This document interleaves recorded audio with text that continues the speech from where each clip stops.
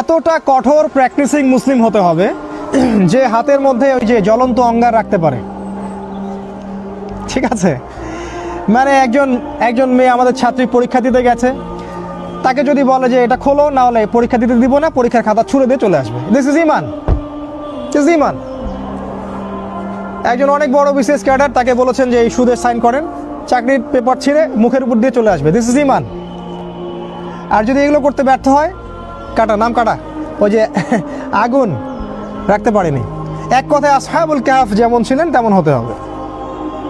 এখানে কোনো কম্প্রোমাইজ নাই, এক বিন্দু পরিমাণ ছাড় দেওয়া যাবে না।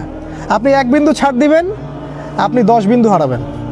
একবার ছাড় দিবেন, কোনোদিন ধরতে পারবেন না, কোনোদিন না। এমন জব করতে হচ্ছে যেখানে হারাম আছে, জব ছেড়ে দিয়ে ব্যাংকিং জব, কালকেই রেজিগনেশন লেটার দিয়ে আসতে হবে, তাহলে এটা ইমানের পরিচয়, ইমানের পরিচয়। আদারওয়াইজ আপনি মায়ের সাথে জেনা করছেন। Be careful. ইলম অনুযায়ী আমল 2। 3 নম্বর হচ্ছে ফ্যামিলিকে সিকিউর করতে হবে, ওদের পরিবার পরিজন ঠিকঠাক মতো ইসলাম পালন করছে কিনা। যদি আমরা যতক্ষণ পর্যন্ত এখানে সার্ভাইভ করতে পারবো ততক্ষণ করব, যখন আমরা সার্ভাইভ করতে পারবো না, আমরা হিজরত করব। এমন কোনো জায়গায় যেখানে খাবার আছে, পানীয় আছে, যেখানে শেল্টার আছে। কারণ আপনি যদি সত্যিকারের ওই ইমান নিয়ে থাকতে চান, আপনি এই গডলেস ওয়ার্ল্ডে সার্ভাইভ করতে পারবেন না। একটা পর্যায়ে আপনাকে হিজরত করতেই হবে, কারণ হিজরতের সাথে রাসূলের সম্পর্ক, নবীদের সম্পর্ক আছে। আর যদি মনে করেন যে এভরিথিং ইজ পারফেক্ট, সব সুন্দর মতো চলছে, তাহলে ওই ইমান আপনার হাতে নাই যেটা রাসূল বলেছেন।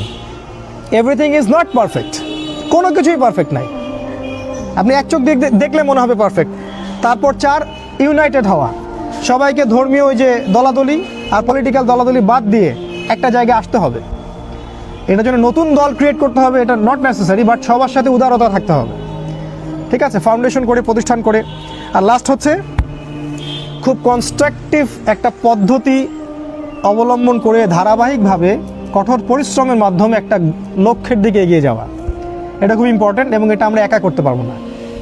এই সবার এই ঐক্যবদ্ধ প্রচেষ্টা, জান মাল সময় শ্রম যদি আমরা একসাথে দিতে পারি, ইনশাআল্লাহ আখিরুজ জামানেও ওই ইমান ধরে রাখা সম্ভব, একত্রিত থাকা সম্ভব, জ্ঞান অর্জন করা সম্ভব, পরিবার পরিচালনা করা সম্ভব, শেষ পর্যন্ত ট্রাই করা সম্ভব। যখন দেখবো পারছি না, হিজরত।